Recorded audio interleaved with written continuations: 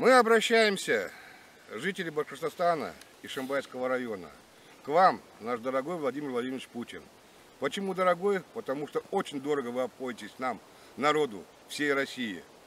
Хотим напрямую, уже неоднократно обратиться, может дойдет это обращение, хоть это до вас.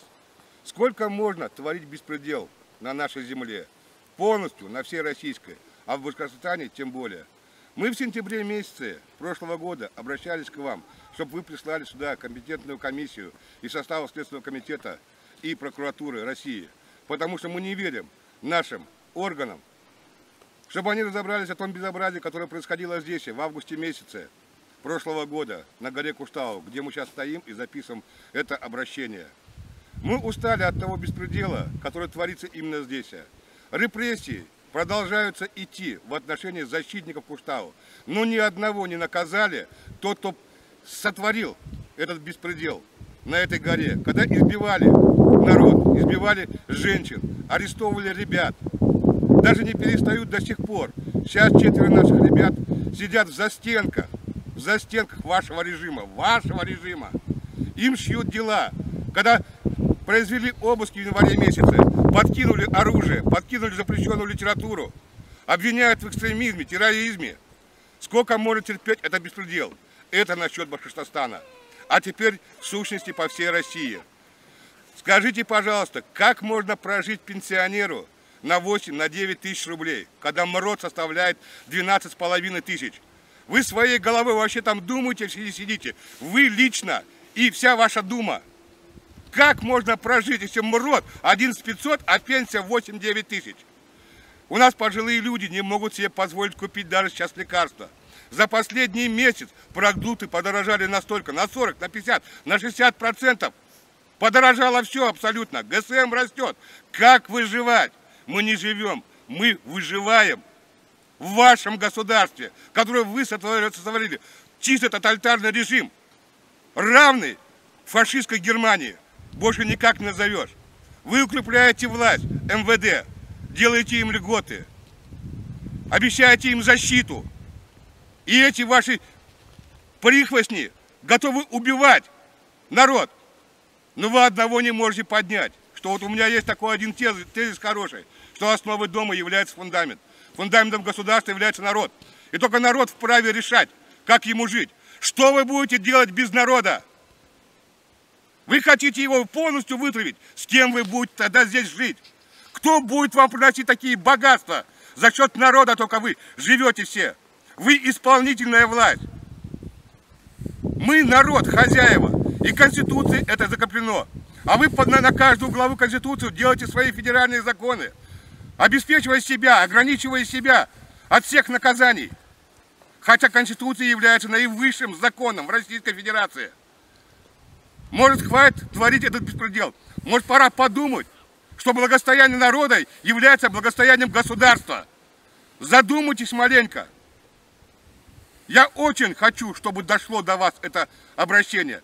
И все ваши эти левые оппозиционные партии, которые питаются с вашей кормушки, вы их кормите. Они только создают видимость оппозиции. А на самом деле такие же прихвостни все, абсолютно. Нету различия между вами и всеми этими оппозиционными партиями. Единая Россия настолько уже обнаголела. Каждый чиновник чувствует себя хозяином. А мы все холопы или рабы. Но мы не рабы, мы никогда ими не были.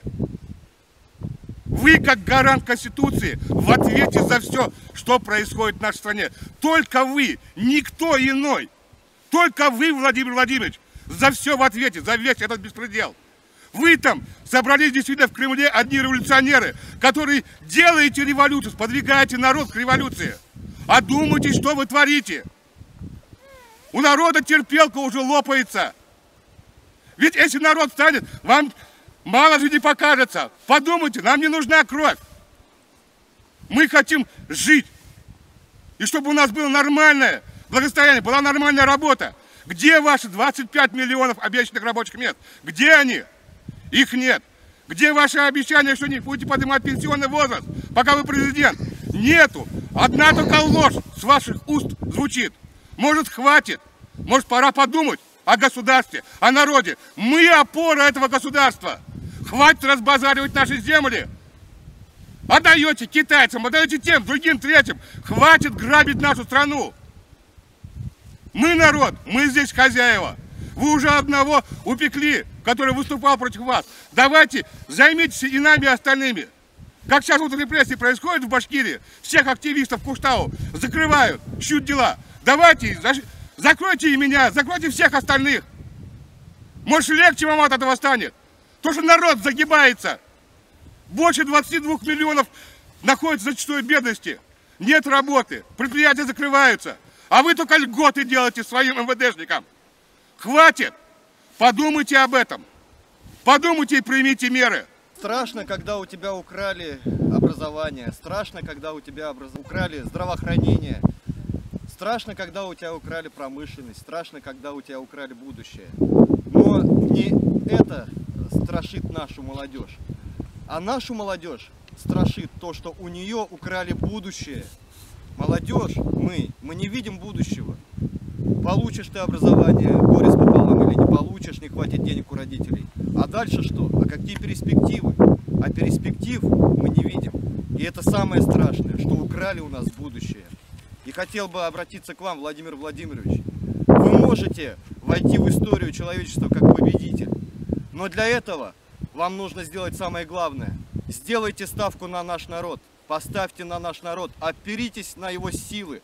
Потому что наш народ — это самый великий народ на земле. Самый умный, самый трудолюбивый, самый терпеливый, самый развитый. Если вы сделаете ставку и опору на народ, то вы победите. Хочу сказать только об одном. В нашу жизнь, Владимир Владимирович, в России вернулось слово «полицай». Вот это самое страшное, я считаю, что произошло сейчас. У нас стал не полицейский, мы и раньше их называли полицейскими, а теперь мы их называем уже полицай. Вы представляете, в нашей стране появился полицай. Последний раз они были в 40-х годах во время Великой Отечественной войны на территории нашей страны. Вот я хотел бы вас попросить, чтобы хотя бы слово «полицейский» к нам вернулось. Но это все зависит от нашей власти, от того, как вы относитесь к народу. А отношение к себе мы сейчас видим, потому что какое отношение мы видим, увидев этого полицая. Вот. В завершение нашего обращения хотелось бы еще добавить. Владимир Владимирович, подумайте еще раз. Мы народ. Мы поддержим, если вы примете правильное решение. Мы никем не проплаченные. Ни турками, ни американцами, ни Германией, ни Великобританией.